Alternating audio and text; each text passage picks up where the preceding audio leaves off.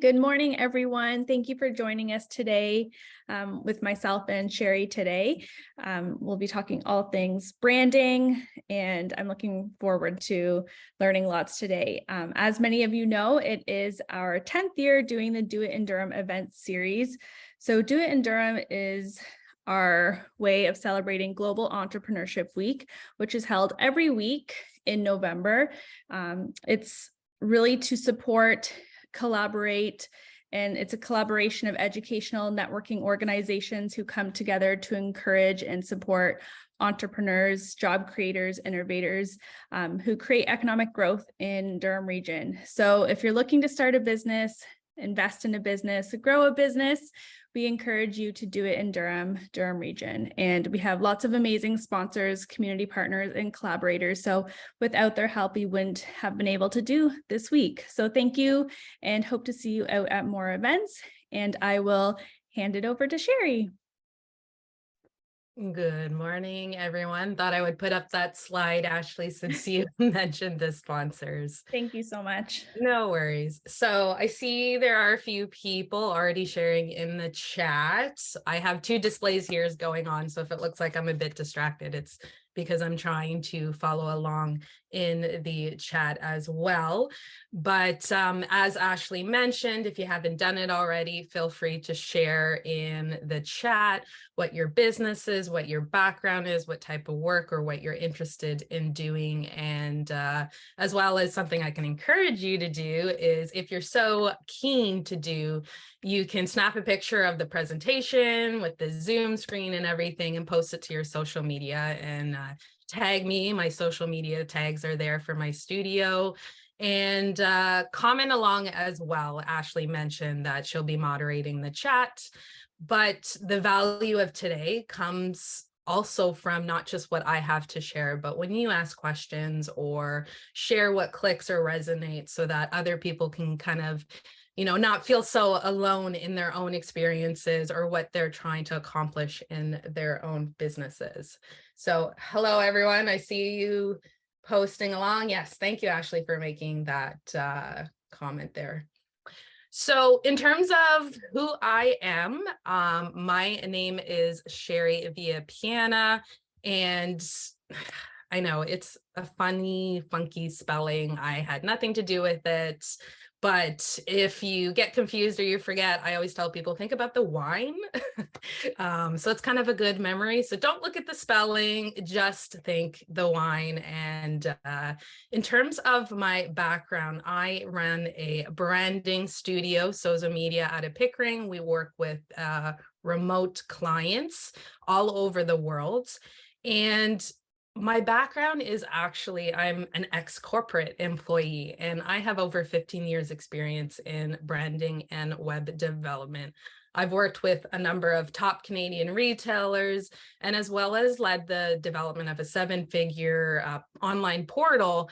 But I have to be honest, I much prefer getting down and dirty with small businesses and giving back locally, and even those who run online businesses, that it's just amazing that you can literally connect with anyone, anywhere in the world and support them in their business passions. So before I get too far along in terms of presenting the topic today, which is building an irresistible brand that people flock to, essentially, it's magnetic, it attracts, it draws the right people in. But I want you to kind of start thinking about how this topic can apply to you. And I know this is the focus is on business, but really branding is actually has so much impact even in our personal lives, in our relationships. And when I share a little bit more about my philosophy, you'll realize that it's really about being true to ourselves and our vision and value. But to kind of get those gears turning in your head, I'm going to start by asking you a few questions and to see if any of this resonates with you. So first of all, I think some of you might relate. I can attest that this has been my experience too sometimes. But when your head hits the pillow at night, does your mind kind of go in overdrive? You're thinking all the things, you wish you had done that, you wish you had time for that, kind of second guessing and doubting yourself, and then even stressing and wondering, where is this next dollar or sale going to come from? I've had those nights too where you're just tossing and turning. I also want you to think about, are there times where maybe you're second guessing yourself? Maybe when you post to social media, or you're endlessly tweaking your website or your colors or fonts, but it just still doesn't feel quite right. And you're just always kind of having that unknown, unfamiliar, unsettled feeling, wondering, are you really doing the right thing? It's actually a very common struggle that I hear from a lot of people when they're trying to launch, scale, or grow their business. And then lastly, I want you kind of imagine, let's get away from kind of those struggles and negativity, and imagine what it could feel like if you're trusting and knowing that every step you take, even though you might know what the future holds, that it is aligned with your truest self, vision, and purpose, but also trusting and knowing that it's going to attract the right people so that you can grow your business and your team. And let me tell you, that reality is possible. So today we're going to cover the three core areas that we focus on that really magnetizes your audience and draws people into your digital door. It also applies to brick and mortar, but really the power of just online marketing and social media and being able to connect with people around the world is you can connect with people virtually and remotely, and the rest is them taking the next step to check out your website, visit your store, check out your product, whatever that may be. And so that ultimately, when we focus on those three core areas, that you can then like leave behind, sometimes we just get in our heads and, we get into the awkward networking attempts. We're trying to just spur up a conversation and we're not really know where to start. Or maybe we've thought that cold pitches are the way to go. We send off email after email and we're just ghosted and nobody ever gets back to us.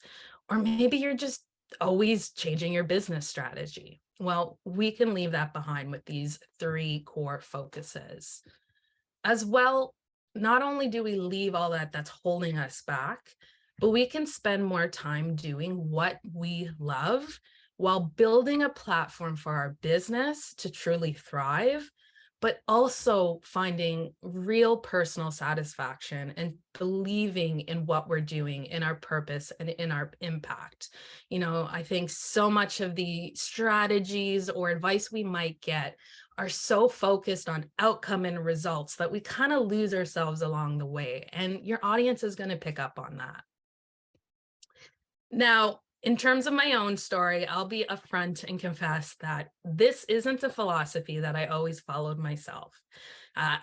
Having been 10 years in the corporate world, and anyone who's been familiar with that knows firsthand how, you're expected to follow the status quo, kind of blend into the office environment, and really kind of just blend into the masses, but all while still delivering top results.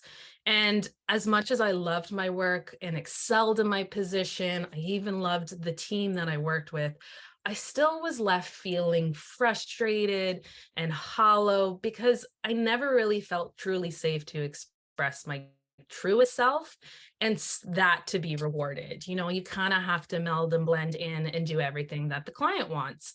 And so I felt that to succeed, I had to fit their desired image and kind of compromise myself along the way.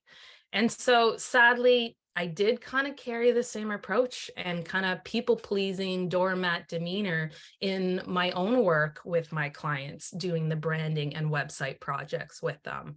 I focused on, almost being a servant in the sense of I did my clients' bidding. If they wanted a logo bigger, I would make it bigger. If they wanted it pop, I would make it pop without questioning or even pushing back. And unfortunately, it led me down a path of really often missing the mark in terms of giving my best to my clients because I wasn't giving them something that was based on my expertise and strengths. Really, I was letting their preferences and prejudices dictate the outcome when often the clients that I was working with didn't even know themselves well enough to communicate or articulate what they needed. And so kind of struggling with that in terms of my own business and clients. I know what it's like to feel kind of stuck and stifled and feeling like you're just kind of copying what other people are doing and chasing other people's success. You might be scrolling social media endlessly, religiously kind of analyzing the competition, doing market research, and you just find yourself wondering, is this the right thing? It's working for them. Maybe I need to do this. But unfortunately, when you have this outward focus, it leads you to creating a manufactured image or trying to fit a mold that you think customers want, but it compromises your vision and value. And so there's like this disconnect between what you're doing in your business and then you as the soul and heart behind the business. And so in my own story, unfortunately, using this approach did cost me sales, but it also cost me satisfaction. And it just wasn't sustainable. And I came to a crossroad where I was like, you know what? I'm ready to throw in the towel. This just isn't fun anymore. And, I love what I do. So that's what led me to launch Sozo Media, the branding studio that I operate and run now. And it's just amazing because I had the opportunity to kind of put on the brakes, take stock of what I was doing and where I was bringing my business. And so, like I've already mentioned, I realized I got caught up in copying someone else's success, really leaned into the people pleasing at the expense of my business. And I was missing out on the most valuable assets that I have. And that's my story, my vision, my personality, and my expertise in the industry and working with hundreds and hundreds of clients. So when I started branding my business from the inside out, starting with my brand DNA and then translating that into the messaging, the brand voice, and then corresponding that to the visuals, which is also the same approach I use with my own clients. That's when things really started to click and take off. I started to get referrals and leads and raving reviews, and just simply by finding clarity in my own self and my brand and how I wanted that to translate. Because ultimately, the people who resonate with my story and values are going to be the ones who trust and connect, and we're going to have a great working experience. And so this applies to all aspects of other businesses as well, not just my own branding studio. So let's talk about now the 3 ways to build an irresistible brand that draws in quality leads to your door.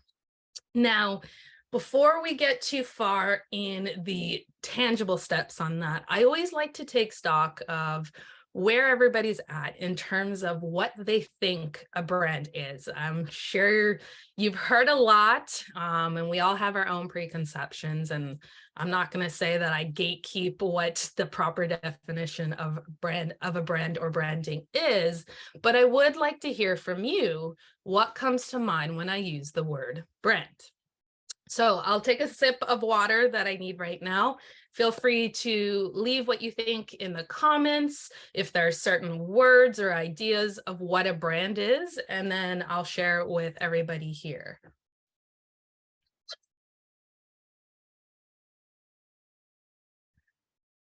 Perfect. So Amanda says identity. Yeah. And then Nicole says what makes you stand out from the rest. Grace represents values and the goals of the company. These are all bang on. And organized by Catherine says the company's overall image, the words that come to mind when you think of them. Jasmine, cohesive colors, shapes, and fonts for a company. And Sienna says professional image. So I would agree with all of these. I mean, I feel like the word brand is a loaded word and can be used in a myriad of ways.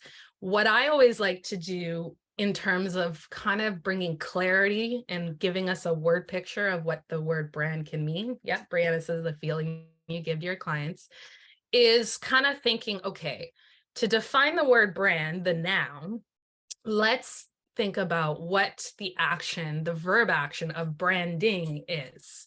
And so when I personally think of a brand and what it means to brand my business, for me, it's really developing characteristics and qualities that give your company a personality a voice and unique attributes that make your business distinct.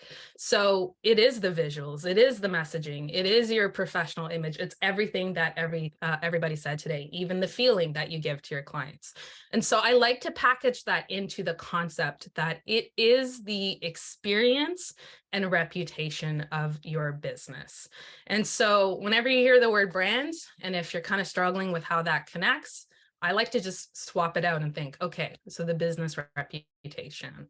And I'm sure you know, you can have a good reputation, even in your personal life or your working life, or you could have a questionable reputation. And so likewise, the same is true of your business. You can have a weak brand or a strong brand, and you can have a reputation without intentionally building one, right? You simply exist and you exhibit certain qualities or speak a certain way or have mannerisms. You may not even be intentionally creating a brand, but a brand just develops. And that's because it's that perception, experience, and reputation of your business. So now let's kind of like have some interaction here. If you're so brave and bold to kind of humor me here, I want you to take a moment to think about how you feel about your brand or your business and how that kind of reputation or image comes across. Do you feel that it accurately reflects your vision and value and your story? What I'd like to do is to just kind of see where everybody's at in their business. Is if you're on, I think it should work on a phone too, but on Zoom, there's little reactions at the bottom that you can share some emojis that will come up with your little square. So if your brand was on that spectrum that you see at the bottom, where on the left-hand side, that celebration emoji is like, my brand is bang on, I'm so confident, I have so much clarity. Or if we're on the other end of the spectrum, we have the gasping emoji, which I've been there, and you're just feeling so overwhelmed and just kind of embarrassed or don't know where to begin.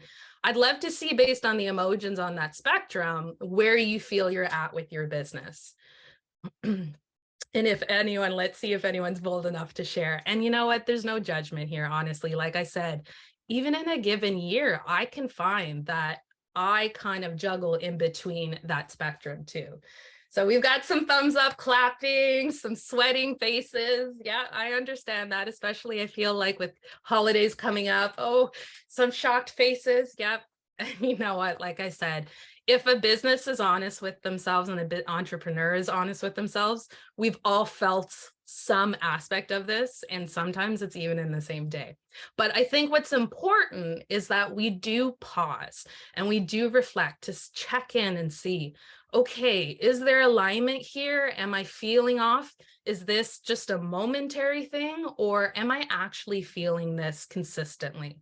And so for anyone who has ever done like a mood diary, you can actually do the same for your brand or your business, where every day, at the end of the day, you take stock of what you've done and you can color in a color, green being great, maybe yellow being in the middle, or red being, okay, this is the danger zone. And what you can do is you can track that over a month or a few months or over the quarters of your year. Look back and see that color kind of mood diary for your brand and see if there are patterns. Maybe it's linked to certain seasons of the year or quarters, but it'll help you get a realistic idea of where you're at, because we're emotional beings. In the moment, one bad thing might happen and we might think it's the end of the world, but really we're still doing great. So what you're feeling in this moment does not mean it's 100% true of your business all the time. But what I want to encourage you with this exercise is to really take time to reflect and look back, but also look ahead. So thank you for those who felt brave enough to join me in that. Definitely can relate to all of them. So in terms of business and marketing, you might be wondering, or you might know the answer, but why does your brand matter so much? And in terms of even just statistics, I do want to share with you a few to get you to realize the impact that it has. So the first one being 81% of consumers need to trust a brand to even consider buying. So this isn't a statistic about that they will buy. This is just for them to even get from the, okay, I know about your offer, your product, and you know what, maybe I'll buy, Well, 81% of that group of people, they need to trust the brand before they'll even get to that point. And so that's why our reputation, our brand is so important. Another statistic is that consumers are twice as likely to buy first, stay loyal, and then advocate for the brands that they trust. So they're essentially doing your marketing for you. So again, the value of a strong brand reputation or experience is that it has kind of a ripple effect beyond what even the work that we invest in this moment, or in kind of the marketing elements and work that we do.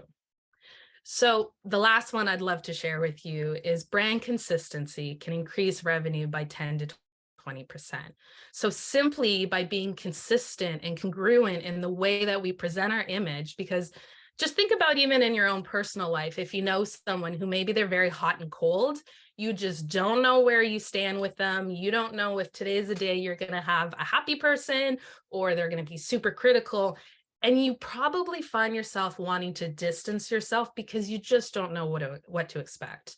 Or maybe it's not even that negative. Maybe it's just one day they're super talkative and super open, and then the next day they're just quiet and reserved. And that's normal for us to ebb and flow. But it does make it really difficult for consumers, for the market, to trust a brand if each day or each month there's just a different vibe and experience that they're getting.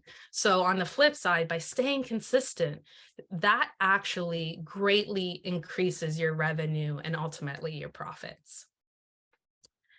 Now, Ben Franklin, got a little bit of an overlap. See, even us designers have little mistakes like that.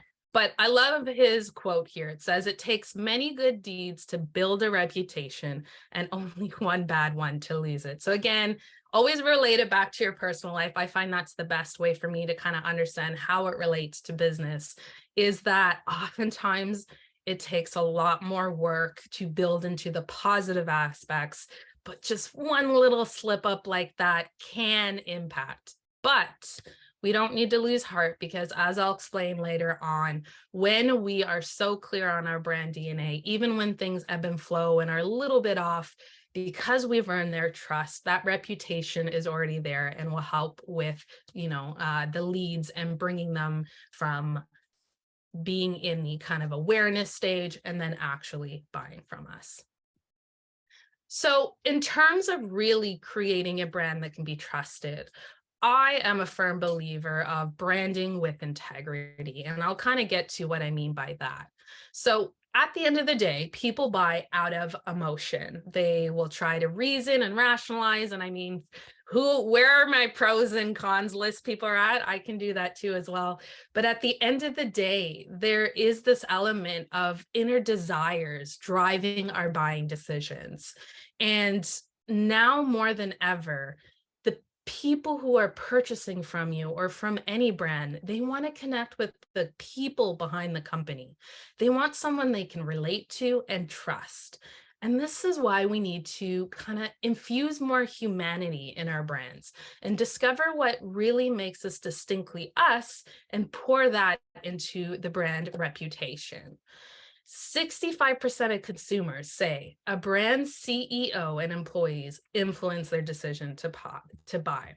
So I'm going to say that again. 65% of consumers say brand CEO or the employees of the company influence their decision to buy. So based on that, if you don't recognize the impact you personally have on your business as, the founder, leader, CEO, whatever you call yourself, you are losing out on leveraging that influence and losing sales.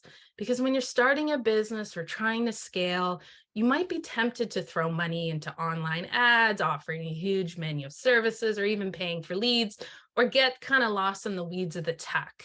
But marketing is most effective when it's backed by a solid brand that people can connect with. Going to take another second to drink here. If there's any questions, feel free to drop them in the chat.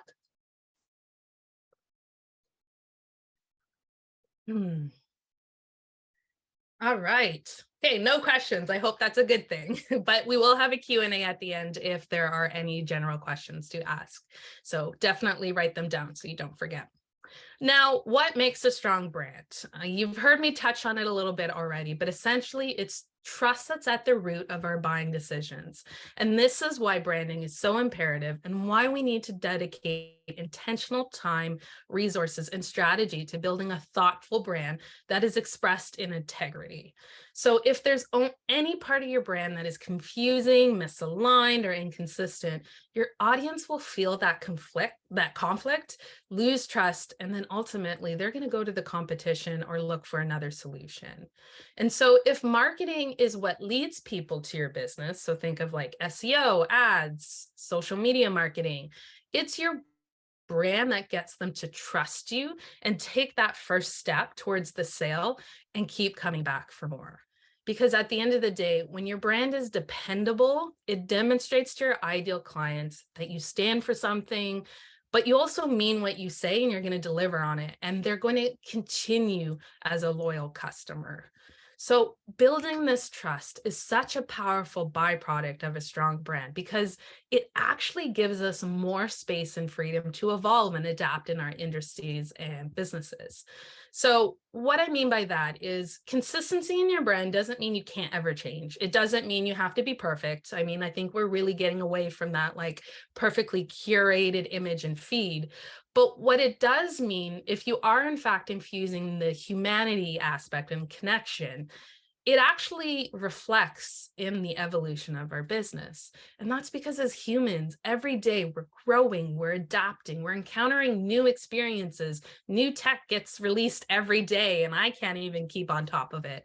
So really it's about being clear on your DNA of your brand, that when we do need to pivot, shift, evolve, kind of change directions, while change is naturally uncomfortable for humans, because you've gained that trust, because you've shown yourself to be dependable, your audience and your loyal fans are more likely to join you in that evolution because of that foundation that you've built. I want to take a moment, and this just kind of came up to my head. I don't even have it in my notes, but to kind of give you an idea of why kind of creating that and uncovering that brand DNA is so important is there was a study done several years ago where they had a bunch of kindergartners, and I have a kindergartner, so I can relate, and they put them in a playground at a school with no fence, so no perimeter, no border. And then they took the same kids and put them in the same size area and put them in that same size area, but added a fence and border. And what they realized was the kids, when they didn't have a fence, they huddled together. They didn't feel secure and safe to explore the entire area. Whereas when the children were put in the exact same space, but just with a fence, they actually spread out. They enjoyed all aspects. They felt secure and comfortable. And so for us, that's really what it means. When we don't have that confidence in our brand, we tend to kind of just freeze and kind of stay stagnant. But when we at least have that perimeter of our brand DNA, we can experiment. We can mess around and try different things, and it won't cost us loyalty because our audience has trusted us. So now I've kind of given you the introduction to all of that and building up to the actual steps and 4 areas we can focus on to build an irresistible brand. And so the first core area that I want to discuss with you is shifting from a focus of selling to serving. Not sure if anybody has heard that yet, but in my own experience, a common mistake that I see is when others approach their marketing from more of that selling focus. So kind of what I mean by that is it inadvertently takes out the humanity of both our customers and ourselves out of the equation and kind of treats it as a transaction. It kind of just dumbs it down to just seeing it as dollar signs, essentially. Even if we wholeheartedly believe in the value and impact of our product, if our focus is just in the sale aspect, like what we can give to them in that aspect and what we can receive, they're going to pick up on that. Consumers are so smart, especially with every day, how many ads and marketing communications that we're inundated with, they may not even be able to articulate why they're picking one brand over another, but it's that feeling, that experience. They can pick up on that.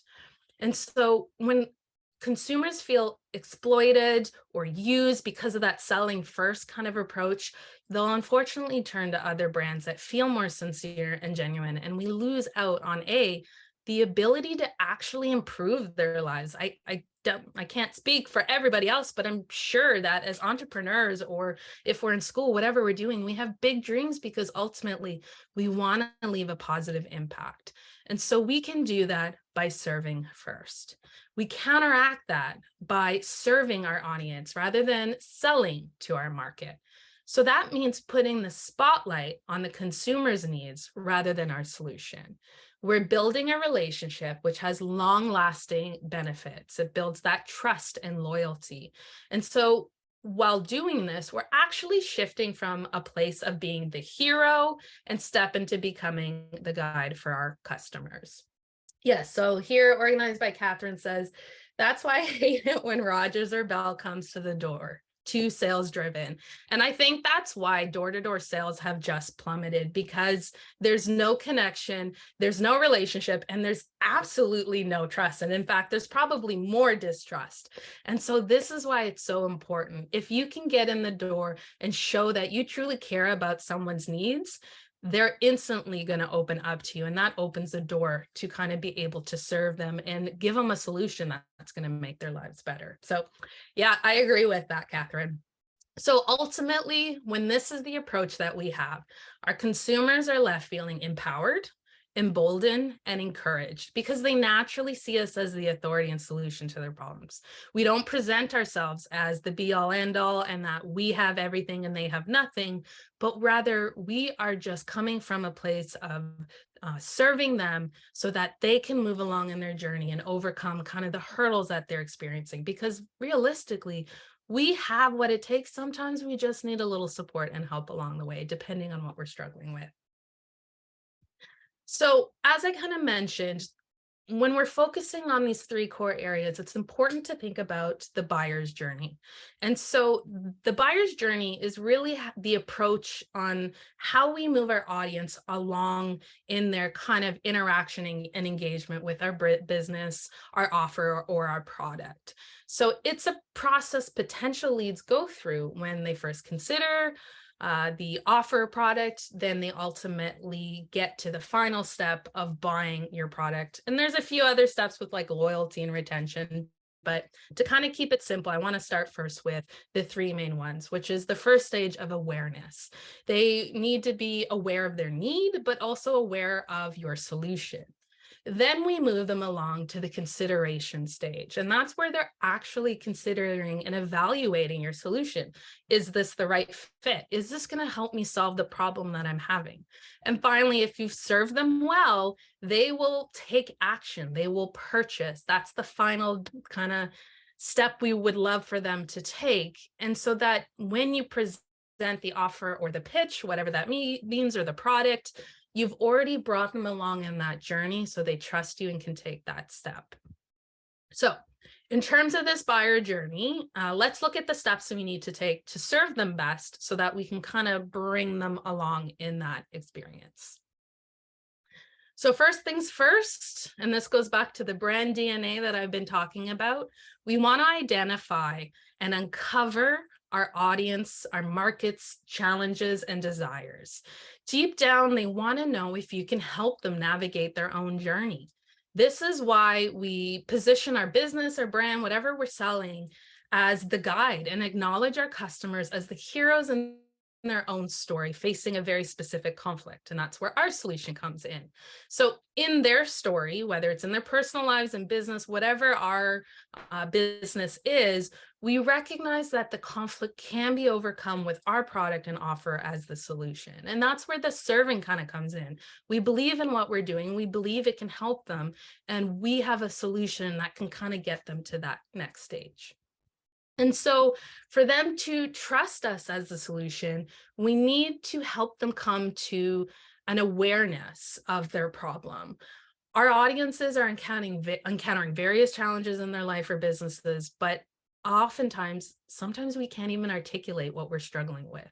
So we need to be able to highlight that they have a problem or a struggle. So that way it kind of brings them along in that journey of awareness. I mean, they can't buy into what they're not aware of, right?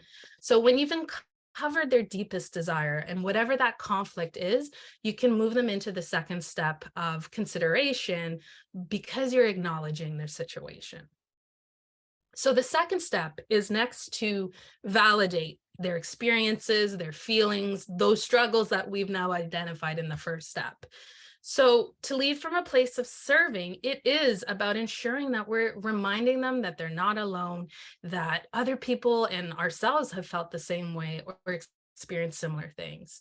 So the goal is, rather than to sell our solution at this point, we're simply reflecting back to them what they're experiencing.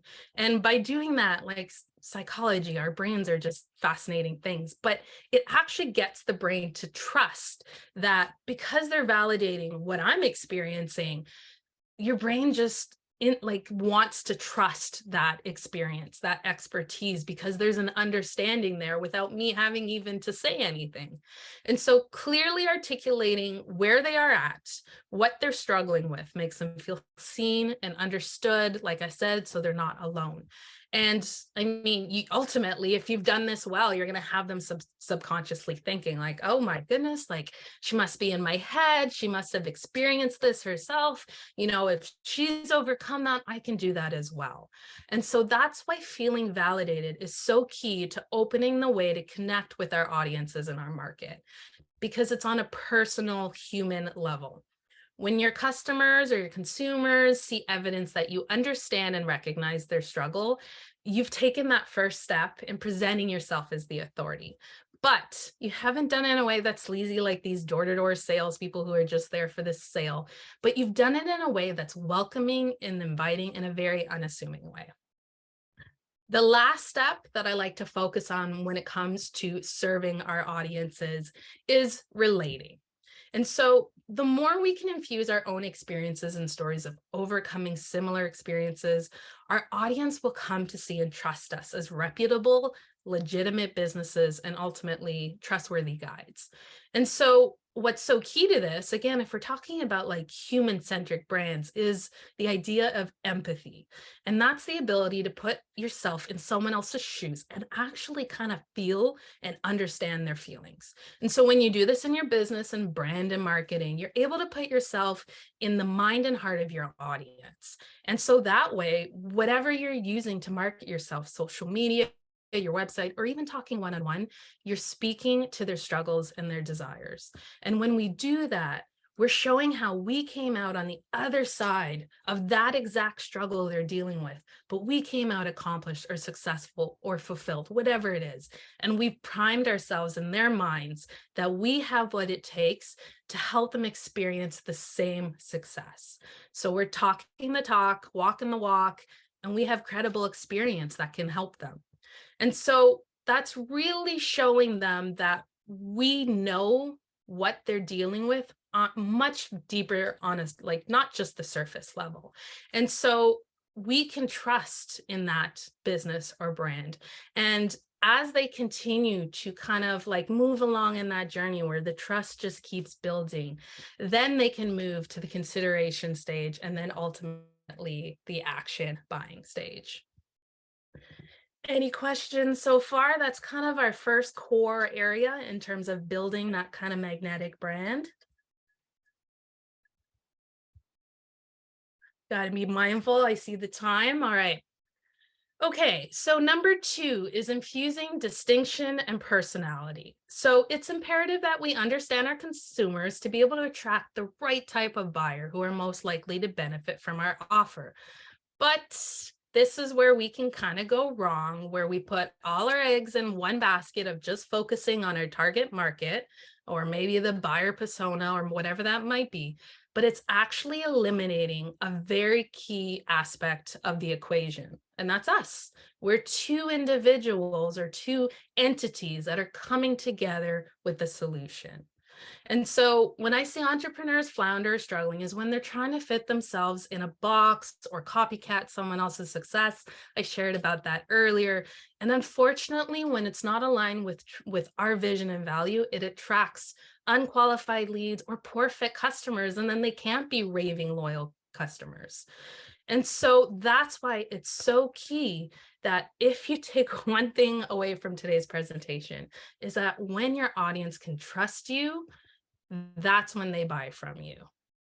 And so infuse humanity and distinction in your brand through personality and build trust and connection. Our human emotions and characteristics and stories and experiences are what make us unique as human individuals. So let's use them. By adding these human attributes, which is really adding your personality, you then are making them feel more comfortable and safe engaging with your business. And that's why you bring in that personality and flavor. So to kind of figure out how to infuse that personality, you want to get clear on your brand DNA. And so that's first figuring out your vision and mission. And so really your vision is this future world that you're wanting to create out of your business. And the mission is tangibly or logistically, how are you going to accomplish that? Then you're going to want to uncover your why, your core motivator, not just I want to make money, but why do you want to serve? Why is this solution so important? By digging deep, you'll be able to bring a level of depth to the brand that instantly makes it relevant and easier to relate to for your audiences on an emotional level. And lastly, you want to share your values. So brands thrive when consumers feel like they're engaging with a business or a person who they can connect with or feel that it has impact or purpose. And so ensuring your values translate to all aspects of your business, you're kind of leveraging that human psychology where the human brain defaults to making connections. As soon as we see something new, our brain is like, well, how does this matter to me? We're kind of inherently selfish that way. And so if you can create that common ground, well, right there, you've started the experience of them trusting you. And so for our last point today on the core areas to focus on for building an irresistible brand, consistently deliver on your brand promise. And so a brand promise really reveals what your consumers or audience or market can expect from your business every time they interact with it, every touch point. And so it really is foundational and core to the business. It's the positioning, the differentiator, and it really does inform every aspect of the business, from its messaging, customer service, what next investments you want to take, and it should be central to everything. So it's not necessarily that your brand promise is outwardly articulated or that explicit. If you want to think of another way to call a brand promise, it's more of like an internal mantra. That's what spurs you on and encapsulates your entire brand. And so the more you can deliver consistently on your brand promise, the stronger the brand value is in the mind of your customers. Now, I want to give this caveat because we probably hear a lot, be consistent, be consistent, be consistent. And, I'm going to flip that kind of narrative a little bit. In my experience, when we hear that narrative, it just puts too much pressure to expect the same level of output, success, or ideas constantly. It's just not humanly possible, sustainable, or personally speaking, not even desirable. I mean, even this last year in my life has just brought new challenges and I've had to adapt to it. So consistency, in my opinion, is not even a hallmark of our humanity. We're ever evolving, pushing limits, developing new ideas, like I said earlier. And I mean, even our emotions and hormones can vary minute by minute. So as humans, I think we're anything but consistent. So rather than focusing on consistency, where we can kind of trip up and, start to feel bad or doubt ourselves, I like to focus on congruence. So that is where you're in agreement or in harmony with something. So essentially your brand promise, your brand DNA. So to deliver on that brand promise, you don't have to be consistently posting every day or the same type of message. Rather, it's that every business touch point needs to be congruent with your values, vision, and personality. And so likewise, authenticity is another buzzword. My opinion, it's not a differentiator anymore. It's a given. It's actually a requirement to be successful. But what I like to focus on instead is, okay, yes, we're authentic, but we need to, operate our brand out of a place of integrity.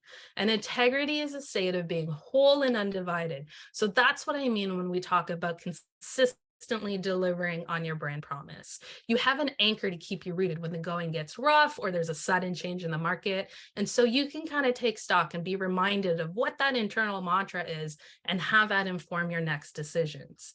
I mean, just like I explained that little kindergarten research, by having this brand promise and operating out of integrity, it gives us freedom to, evolve and change. And maybe even our outward expression might adapt a little bit. But because our audiences trust us that we are staying integrous, we are staying true to that core motivator, they're going to move along with us when we launch a new product, when we kind of pivot. Think of like all the Taylor Swift just put out a new album that is very different from her first one, but so many people have gone with her through that because she is definitely an artist of integrity. So to kind of bring this back to, again, statistically, logistically, how does this benefit? There was research that found that loyal customers are 5 times as likely to repurchase, 5 times as likely to forgive, which is a good thing nowadays, especially in cancel culture. It seems like it's really hard to kind of stay in people's good books, but they're also 4 times as likely to refer and 7 times as likely to try a new offering. That's why we want to bring them in that journey, and we want them to be loyal to our brand and our business. And so integrity is what fosters that. And acquiring a new customer can actually cost 5 times more than retaining an existing customer. So when we think about the work and investment we put into our brand now, we should also be thinking how that translates in the long run, because the investment now actually contributes to the referrals, the loyalty, the retention. And that's not additional work that we've had to put in. Again, increasing customer retention by just 5% can increase profits from 25 to 95%. I think that's wild that there's such a great difference there, but it just shows you the value of finding and retaining loyal customers. And so that's the true weight of a strong brand, is shown through those referrals, retention, and raving reviews. So in terms of the last step in how you kind of consistently deliver on your brand DNA, you'll probably notice I actually haven't talked much about visuals, logos, all those things. And that's again because of the philosophy that I have, that I see that's where businesses get tripped up. When they start from the top down, it's just not congruent. It's all over the map. It's wishy-washy. And so now at this point, when we've worked through all of this, now we can align our messaging and visuals with our brand DNA. It's important to come up with like buzzwords and adjectives that kind of fit how we want to make our audience feel, how we want to sound, but then relate that into our messaging and our brand voice. We all have like our own language, our own quips, our own way we even communicate with gestures. And so you want to have that reflected in your brand and business as well. And finally, that's where the visuals come in, where the psychology of colors, graphics, logos, all of that patterns come into play, because we've built and designed our brand from the inside out, and now it all is congruent.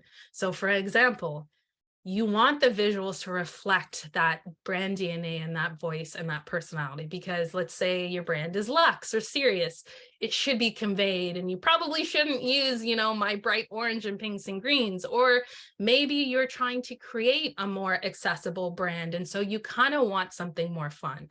So that is why it's so important to start with the inner brand promise, DNA, those mantras, mission and vision and value, and work your way out. So to summarize, we've just got less than 10 minutes to have any question and answers. But essentially what we're doing is we're focusing on building authority, expertise, and value. Humans need repetition to be convinced of something. You want them re-experiencing your brand over and over again in a congruent way, so that they grow to love you and they encourage others to connect with you and become loyal customers themselves. So essentially, leading your audience to trust you and keep coming back.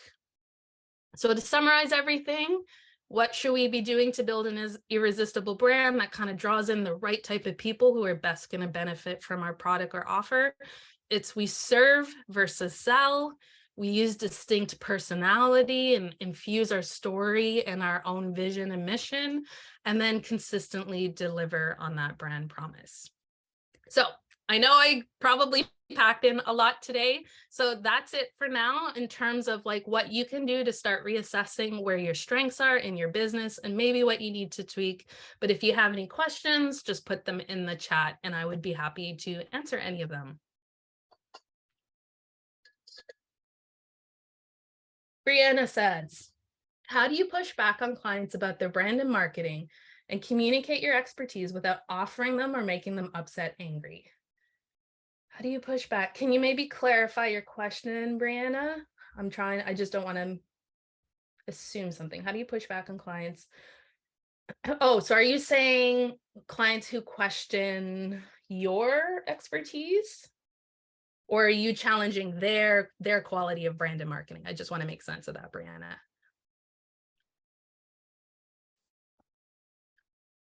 You got something to add to that?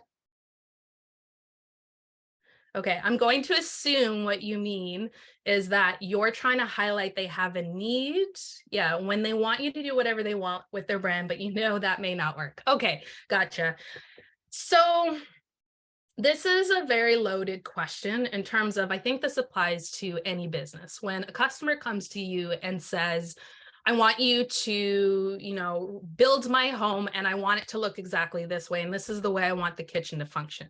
But maybe you're an architect or you're a room planner, layout, interior designer, and you're like, you know what? I've built enough kitchens. I know that that's actually not ideal and it's going to create this problem.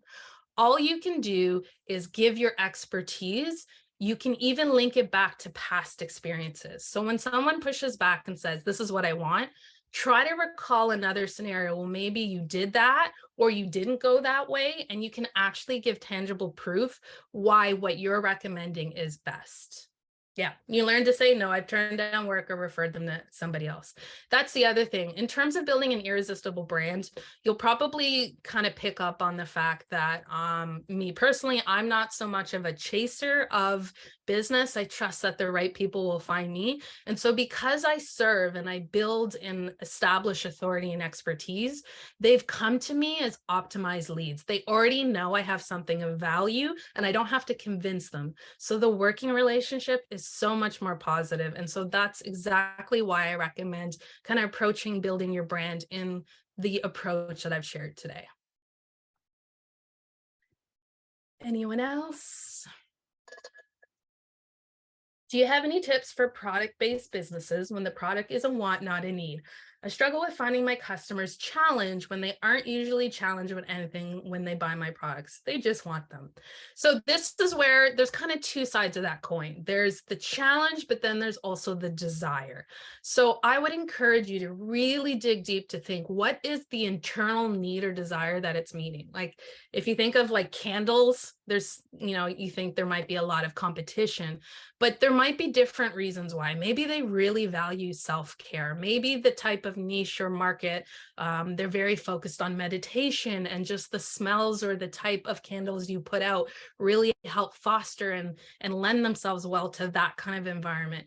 Really figure out what kind of inner desire that meets, because at the end of the day, we want what we want because there is an inner desire. We buy brand new cars, maybe because of the flashiness and it makes us look reputable or legitimate or whatever. So there's always an inner desire. And what I can recommend is just talk to the people, have conversations when you sell or hand out or give out your product and say, well, what's your experience been? How does it make you feel?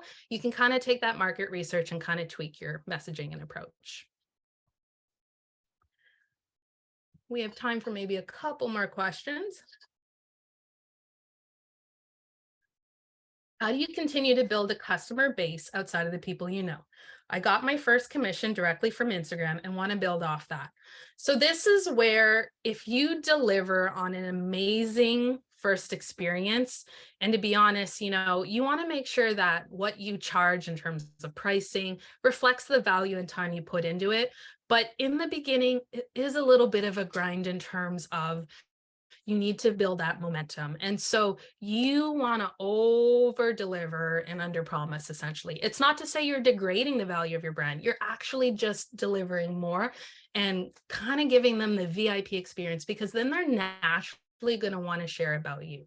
You'll also want to get testimonial and feedback, because even if they personally don't rave about you yet, you can share the feedback because they might be more comfortable sending you an email or filling out a questionnaire, and you can share that and even tell the case study of where they came from, where they are now, and how you helped them along in that. So that can start helping to build your kind of authority and extend that beyond your initial audience. These are great questions, really putting me on the hot seat today. I think that might be it though.